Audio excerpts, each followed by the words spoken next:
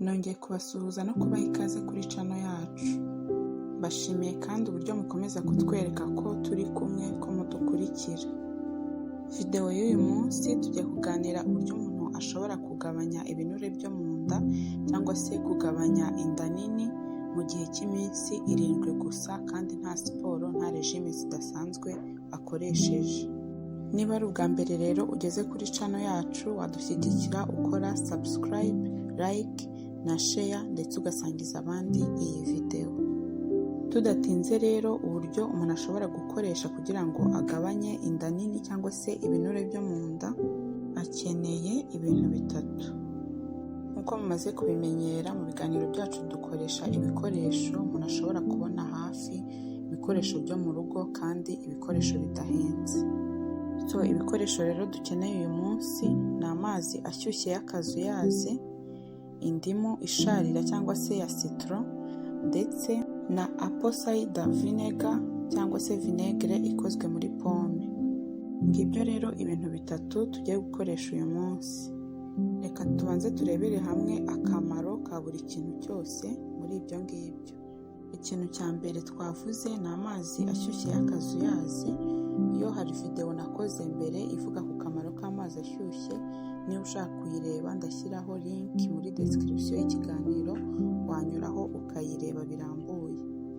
Kamwe rero mu kamaro k'indimu, indimu ya citron, indimu isharira, twavuga ko indimu ifasha mu kongera ubudahangarwa bw'umubiri, kwirinda indwara zo mu nda ndetse no kurwanya indwara z'umutima.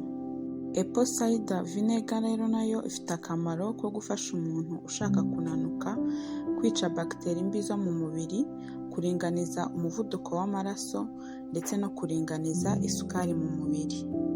Mu biganiro byacu bitaha rero tuzakora video zirambuye ku kamaro ka citron ndetse n'akamaro ka apple cider vinegar.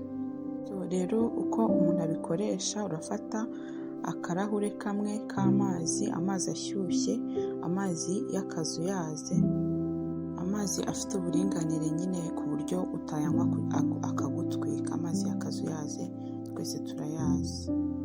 Urakoresha indimu imwe ya citron, urayironga neza, warangiza ukayisatura, ugakoresha agapariti kamwe uragakamura, ukagakamurira muri ya mazi. Bibaye byiza ufite akayunguruzo ukanyuzamo kugira ngo imbuto zitaza kujya muri ya mazi.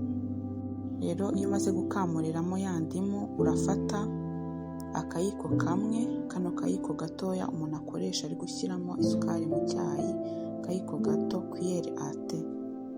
Akayiko kamwe rero urapimaho apple cider vinegar ushyiremo muri ya mazi. Nurangiza rero ukoroge, uvange neza, hanyuma uyanywe. Byaba byiza kandi uyanyweye mu gitondo ukibyuka, nta bindi bintu wari warya. Ibi rero ubikora mu gitondo, buri mu gitondo uko ubyutse, mu gihe kingana n'iminsi 7, uba ubonye rwose resulta. Icyo nakongeraho rero ni uko umuntu usanzwe afite uburwayi bw'igifu atari byiza ko yakoresha ubu buryo tumaze kuvuga, kubera ko ashobora kuba afite udusebe mu gifu, bityo bikaba byamugiraho ingaruka zitari nziza. Niba rero wakunze iyi video, wayisharinga n'abandi kandi ukibuka gukora subscribe and like. Murakoze.